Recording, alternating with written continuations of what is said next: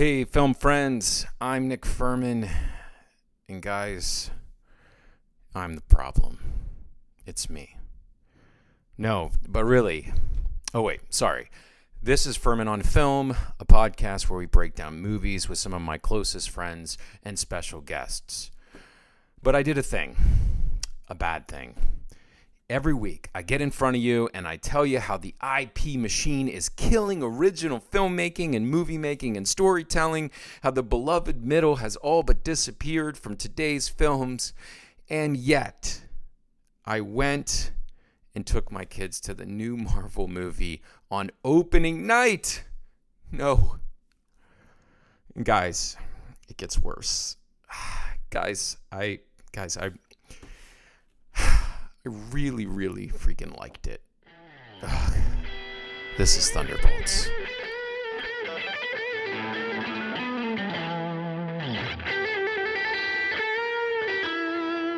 Okay, so yeah, here we are. I did that creative little opening, but I mean, to be honest, it's really kind of true. It's kind of true. I loathe myself. Why do we go to the big screens to see these IP? I mean, like all of the franchises and the sequels coming out this summer and the legacy things and the retcons and blah, blah. It's gets nauseating and exhausting. But I have to tell you that we actually got a good one this time. I mean, there were signs of this coming too, right, my friends? Like, you got Jake Schreier, I can't remember his name exactly, but he came on to direct. This is the guy behind projects like Paper Towns, Robot and Frank, that Netflix show, which I didn't watch, called Beef, which was supposed to be quite good. You know, a guy who makes kind of character-driven stories that hit with emotional impact. So they're intimate pictures, but they're also a little offbeat. And so I think when you consider those things, it's no real surprise why he was selected for this project. You bring back powerhouse actors like Florence Pugh and David Harbour, and you get Sebastian Stan a year after doing the prestige thing that kind of landed him on awards lists and is nominated for his work in 2 different films. And then you grab new guys like Lewis Pullman, just totally on a heater. What else? What other constituent parts of the filmmaking? The cinematographer, Andrew Droz Palermo. This guy has done gorgeous stuff for like David Lowery, who's a filmmaker I really like. You know, I wrote about The Green Knight a couple years back as my favorite film of that year. But he's real prone to like practical effects, handheld cameras. It's this entirely sort of different aesthetic than what we used to. And it's a unified vision when all of this comes together. It is back to basics from when Marvel actually worked. And it just gives us an actual picture with, wait for it, something to say, something to actually say. Now, I won't do the plot any more than what we'll discuss in themes here in a second, but I will say this film opens with a snarky, cynical voiceover that goes down smooth and an old boy hall scene with a hammer homage. I mean, at least that's the way I took it. Which, look, is it perfect? No. But hey, you tried, and I'm here for it, okay? That's plot. Yeah, we'll do more of that in a sec. Thematically, I think, is where this thing really soars, right? The plot, you know, it's a ragtag team that's thrown together, a scrappy team of anti-heroes, a ragtag group of rejects, whatever you want to say. It's like the bad news bears go to Avengerland. Which, you know, let's be honest, the first Avengers kind of come together as its own kind of melange or admixture of disparate personalities and backstories, and you know, one's a god and one is this, and they come together in the first place more than we probably remember on the other side of the first 4 phases of the MCU. So I think that's kind of why it's cool in the first place. but that's what's going on here, right? It's a group picture. It's a found family movie. It's all those sorts of things. But it sets up the theme right away. And you could say it's a little on the nose. I would like to say it's just direct, which is about chasing fulfillment versus emptiness. You know, there's a part in the movie where I think Yelena says, "What is the point of any of this?" That's a pretty profound question of existential dread for a Marvel character. So were you prepared to take your children to a film about existential dread and the dissolution of self in the face of nihilistic perceptions of humanity's ability to connect? I mean, you better get ready, because that's what this one is. Loneliness, darkness, a void, which gets actualized not just visually, but in the actual form of a villain. That's like a minor spoiler, but not really. So you have actual characters saying what I just said, and things like, we have to let the darkness out, have to find people. It will make the emptiness feel lighter. And my point is that, like, this is just really good stuff, like real human stakes, right? Since No Way Home, I haven't seen stakes like this. Maybe since Endgame, honestly. If you're of the type that takes No Way Home as like a little too twee and fan servicey and on the nose and all that sort of stuff, I actually quite enjoyed it. But then I at least think you would go back to the kind of emotional resonance of something like Endgame. And yet here we have it with this group who, I didn't even know any of the people really that well. A couple of them from Black Widow, those sorts of things. But let's talk more about story here in just a second. Below the line, I think this matters too. You know, I mentioned kind of the MO of this cinematographer a few minutes ago in the opening, because the thing is, the reason I bring it up is because his vision looks great. And I just kind of want to say, finally, right?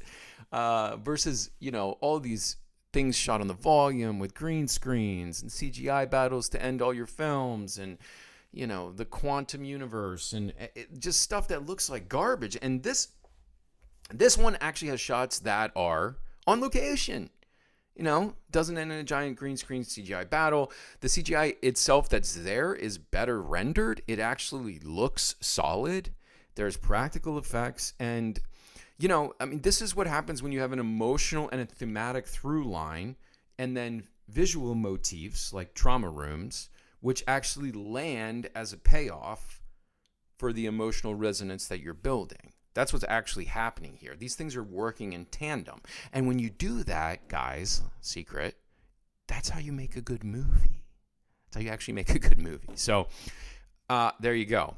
Look, I want to say, pro-wise, this is where we can talk about story a little more. The deep stuff about non-being, like nothingness, wandering through your dreams. I think this is the most psychologically astute Marvel movie, maybe of like all time. You know, the question of, can people who have no community ever find it with others? But what's impressive is that the story itself is coherent. So even if you haven't watched Falcon and the Winter Soldier or the latest Captain America, which, spoiler alert, I've watched neither of those, it gets you into these characters well without expo dumping on you, which is kind of Marvel's way of saying, like, hey, Stingers, you better go see every single thing, but in case you didn't, I'm going to expo dump within the first act in somebody. I'll put it on somebody's lips so you can catch up. There's not a whole lot of that here, and when it does happen, it sort of fits because this group is coming together for the first time anyway. So, like, it would make sense that they're kind of introducing themselves to each other.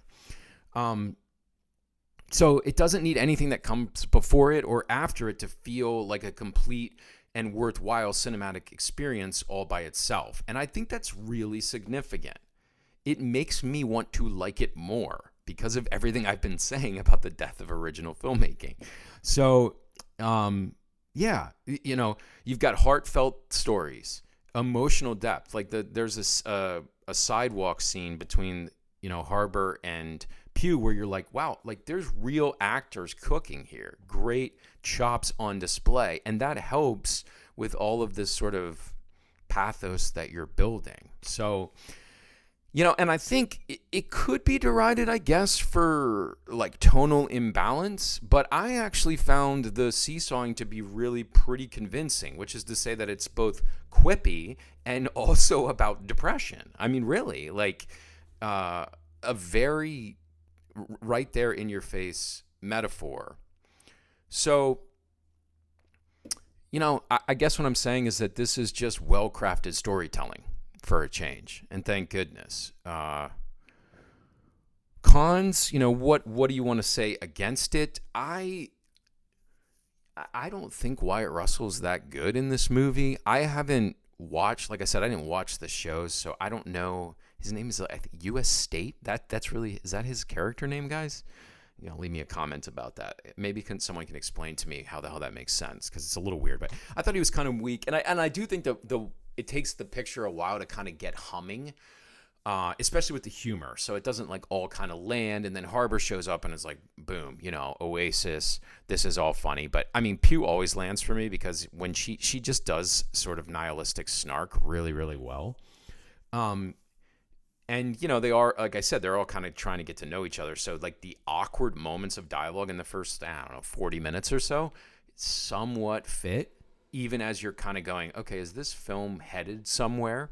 And it turns out it kind of is. So, just hang on. And look, you might not like a movie that cribs from classics. Like, it very, very clearly cribs from, like, Being John Malkovich, there's some Eternal Sunshine of the Spotless Mind in there. I thought of, like, do you remember that old J-Lo flick, The Cell, where she's like wandering through like corridors of this serial killer's mind? Like that's really there. So like if that's your criticism, like, hey, tell an original thing, I get it. Okay, but first of all, like, you're making this is IP franchise filmmaking. And the other thing, as I would say, that it at least takes this stuff seriously. Like, the Bob storyline is not treated as like a tossed off joke. There are one-liners in the movie, but again, it's it's pivoting back and forth. So, yeah, it's not completely treating this stuff lightly, like as a toss off, like some of the gun humor you would see. There's real feeling here. So yeah. Conclusion: Thunderbolts, not perfect. Wyatt Russell wasn't my favorite. I talked about some of the early banter is more meh than Marvel is. Huh? See what I did there? That was okay. I know, I hate myself too. Okay, but listen, this thing dares to feel. It doesn't just punch and quip and call it a day. It asks questions like, what if the void, emptiness, is real, and maybe friendship helps? Pretty deep. And it's not overstating it. It's scrappy. It's weird. It's got Florence Pugh soul searching in a trauma room, and Lewis Pullman reminding us of his dad in the very best way. This is Marvel doing something it forgot how to do, which make a movie that's not just connected to other MCU entries, but is actually a coherent story in its own right. So yeah, I liked it. Like, I actually liked it a good bit, despite myself. This one gets 4 out of 5 stars from me. Remember that I'm not grading on a curve, but for what it's trying to make and do, I started about 3.8. I may regret it, but I'm going to land at 4. And hey, maybe IP isn't the enemy. Maybe it just needs better therapy. That is a bad joke.